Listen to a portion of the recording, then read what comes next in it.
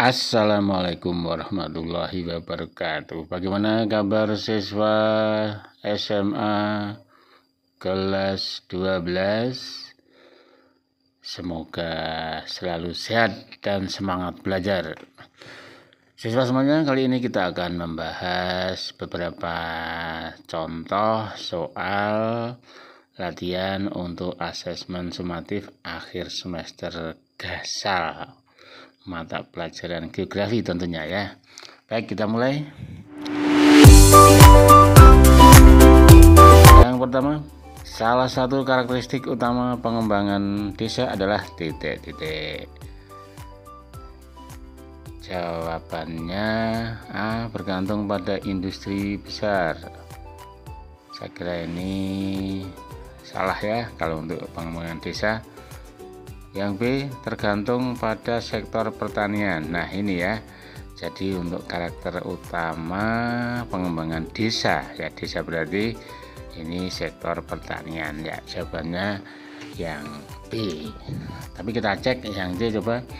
C, bergantung pada sektor teknologi ya. Nah, kalau desa bukan ya, bukan teknologi, jadi salah. Yang D, mengutamakan sektor jasa. Jasa juga tidak dominan. E, memiliki infrastruktur maju. Jelas infrastrukturnya kalau desa belum maju ya. Oke, jadi yakin jawabannya adalah B, tergantung pada sektor pertanian. Kita lanjut. Nomor 2, salah satu tujuan dari pembangunan wilayah adalah untuk titik-titik. Baik, kita mulai option. Jawabannya A, mengurangi ketimpangan antar wilayah. Mengurangi ketimpangan antar wilayah. Ketimpangan itu ya adanya gap ya, selisih. Ini sebenarnya betul nih ya, yang A ini. Jadi mengurangi ketimpangan antar wilayah. Tapi kita cek yang lainnya. B, meningkatkan ketimpangan di wilayah maju. Berarti di wilayah maju, hanya wilayah maju itu ada ketimpangan, jadi malah ditingkatkan ketimpangannya ya, jadi jelas salah ini. Yang C, memusatkan pembangunan di perkotaan. Ini pemusatannya hanya di kota, jelas salah ya, jadi ya di kota, ya di desa, dimanapun itu harus dibangun. Yang D, meningkatkan kepadatan desa. Sebetulnya untuk kepadatan itu, ini maksudnya mungkin kepadatan penduduknya ya. Jadi kalau kepadatan itu ini nada-nadanya jelek. Jadi kalau jelek tidak ditingkatkan, jangan ditingkatkan. Salah ini ya. E, mengurangi tingkat pengangguran di kota saja. Ya kalau pengangguran harusnya tidak hanya di kota yang dikurangi, tapi di desa juga. Oke, yakin? Berarti jawabannya A, mengurangi ketimpangan antar wilayah. Kita lanjut. Nomor 3, masyarakat 5.0 berfokus pada titik-titik. A, pemusatan penduduk di perkotaan. Bukan ya. B, penurunan penggunaan teknologi. Teknologinya kok malah diturunkan? Salah ya. C, pengembangan sistem pertanian manual. Sistem manual malah dikembangkan ya, tidak ya. D, pengurangan jumlah penduduk desa. Kenapa harus dikurangi jumlah penduduknya? Harusnya pengurangan itu ya alamiah, tidak disengaja ya. E, pengembangan manusia dan teknologi yang seimbang. Nah ini jawabannya. Jadi pengembangan manusia, jadi manusianya dikembangkan, sumber dayanya tentunya ya, sumber daya manusianya dikembangkan, dan juga teknologinya ini juga dikembangkan namun secara seimbang. Jadi jawabannya yang E. Lanjut nomor 4, salah satu karakteristik tata ruang yang baik adalah titik-titik ya. Jadi ini karakteristik tata ruang. A, pemusatan bangunan tinggi di pinggiran kota. Bukan ya. B, mengurangi ruang hijau untuk memperbanyak bangunan. ruang hijau itu penting ya, jadi jangan dikurangi. C. Pengembangan kawasan industri di daerah pemukiman. Di daerah pemukiman kok malah dikembangkan kawasan industri, ya jangan. D. Penutupan akses jalan utama. Kenapa akses atau keterjangkauannya kok malah ditutup? Nah, jelas salah ya. Jadi ya, jawabannya yang E ini mestinya. Tapi kita baca ya, penyediaan ruang terbuka hijau di kawasan perkotaan. Nah ini betul ya, penyediaan ruang terbuka di kawasan perkotaan. Jadi jawabannya ini yang E ya. Oke, kita lanjut nomor 5. Pengembangan wilayah pedesaan difokuskan pada titik-titik. A. Pengurangan sektor pertanian. Oh, jangan ya. Jangan. B. Peningkatan sektor jasa dan perdagangan. Di desa ini belum saatnya untuk peningkatan sektor jasa dan perdagangan. C. Pemusatan industri berat di pedesaan. Industri berat juga jangan. D. Pengembangan infrastruktur dan pemberdayaan masyarakat. Nah ini jadi infrastruktur, misalnya jalan raya dan lain-lain, ini yang harus dikembangkan, termasuk masyarakatnya diberdayakan ya. Jadi jawabannya D ini ya, jawabannya D. Tapi kita cek yang E, pengurangan investasi publik di pedesaan. Nah, jadi investasi jangan dikurangi. Oke, kita lanjut nomor 6.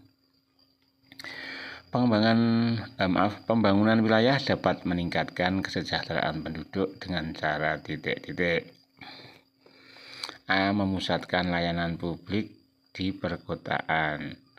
Ya jangan hanya di perkotaan, tapi juga di pedesaan. Layanan publik itu banyak ya, layanan kesehatan dan sebagainya. B. Mengurangi lapangan pekerjaan di pedesaan. Ya jangan dikurangi, tapi harus ditambah. C. Meningkatkan akses terhadap infrastruktur kesehatan dan pendidikan. Nah ini betul. Jadi masyarakat itu harus bisa menjangkau kesehatan maupun pendidikan. Jadi jawabannya yang C. Tapi kita lihat yang D. Mengurangi investasi. Nah, jelas salah. E. Mengurangi bantuan sosial. Jelas salah. Jadi jawabannya adalah yang C. Kita lanjut nomor 7. Pengembangan wilayah berkelanjutan bertujuan untuk titik-titik. A. Mengoptimalkan sumber daya alam tanpa memedulikan lingkungan. Nah ini tanpa memedulikan lingkungan ya, salah ini. Harusnya memedulikan. B. Mengurangi aktivitas ekonomi di daerah maju. Ya jangan dikurangi dong. C. Mempercepat urbanisasi di pedesaan. Urbanisasi itu kan di kota. Jadi yang cuma aktivisnya adalah penduduk desa bagi kota. Tapi kok ini mempercepat urbanisasi di pedesaan, ya tidak ya, ada salah ini. D. Mencapai kesejahteraan dengan memperhatikan ekonomi, sosial dan lingkungan. Betul, ini jawabannya lengkap sekali ini. Kita cek yang E. Meningkatkan industrialisasi secara cepat di seluruh wilayah. Secara cepat ya. Masalah kecepatan ini sebetulnya relatif ya. Jadi ada yang cepat, ada yang sangat cepat, ada yang mungkin tidak terlalu cepat. Nah, jadi yang jelas ini ya, D ini ya, jawabannya yang lebih lengkap ini. Nomor 8, indikator kesejahteraan penduduk dalam pembangunan wilayah mencakup A. Jumlah kendaraan motor, bukan. B. Tingkat polusi, jelas salah. C. Luas lahan pertanian, belum tentu ya. D. Kepadatan bangunan, jelas salah. E. Pendapatan, pendidikan dan kesehatan, betul. Jadi indikator kesejahteraan itu ini ya, bagaimana pendapatannya, kemudian pendidikannya dan kesehatannya. Jadi jawabannya E. Nomor 9. Salah satu contoh dari pendekatan fungsional dalam pengembangan wilayah adalah titik. A. Membuka industri baru tanpa memperhatikan dampak lingkungan, salah ya. Harus memperhatikan dampaknya. B. Memusatkan populasi di daerah perkotaan, jangan. populasi atau penduduk jangan ditingkatkan, tapi lebih bisa disebarkan, dimeratakan. C. Menyediakan fasilitas publik di kawasan terpencil untuk meningkatkan akses. Betul. Jadi entah di kota, entah di pinggiran, entah di tempat terpencil itu harus disediakan fasilitas publik ya, supaya bisa diakses oleh masyarakat. D. Membatasi akses ke daerah industri bagi masyarakat. Jelas salah, mengapa harus dibatasi aksesnya? E. Menghentikan perkembangan teknologi. Jangan ya. Jadi jawabannya yang C. Berikutnya nomor 10. Faktor utama dalam menentukan tata ruang wilayah adalah titik-titik. A. Kepadatan penduduk tinggi di perkotaan. Bukan faktor kepadatan penduduk. B. Pemanfaatan lahan untuk mendukung kegiatan sosial, ekonomi, dan lingkungan. Nah, ini betul. Jadi bagaimana lahan itu dapat dimanfaatkan untuk mendukung kegiatan sosial, ekonomi, dan lingkungan, dan tentunya pemanfaatannya pun juga harus bijaksana. Jawabannya yang B ya, tapi kita cek yang C. Pemusatan industri di seluruh wilayah. Namanya pemusatan ya tidak di seluruh, tapi pemusatan itu mesti di satu titik, di mana itu ya. D. Menyamaratakan pembangunan tanpa memperhatikan fungsi. Salah. E. Hanya mengutamakan wilayah perkotaan. Ya jelas salah ini ya, jadi tidak adil. Kenapa hanya di perkotaan? Jadi jawabannya nomor 10 ini adalah yang B ya, pemanfaatan lahan untuk mendukung kegiatan sosial, ekonomi, dan lingkungan. Baik siswa semuanya, terima kasih atas perhatiannya. Jangan lupa untuk like, subscribe, comment, share, dan aktifkan lonceng.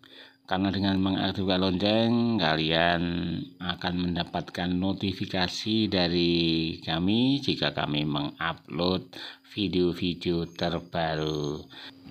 Baik, terima kasih. Perjumpaan kita kali ini, kita bertemu di video-video berikutnya. Terima kasih. Assalamualaikum warahmatullahi wabarakatuh.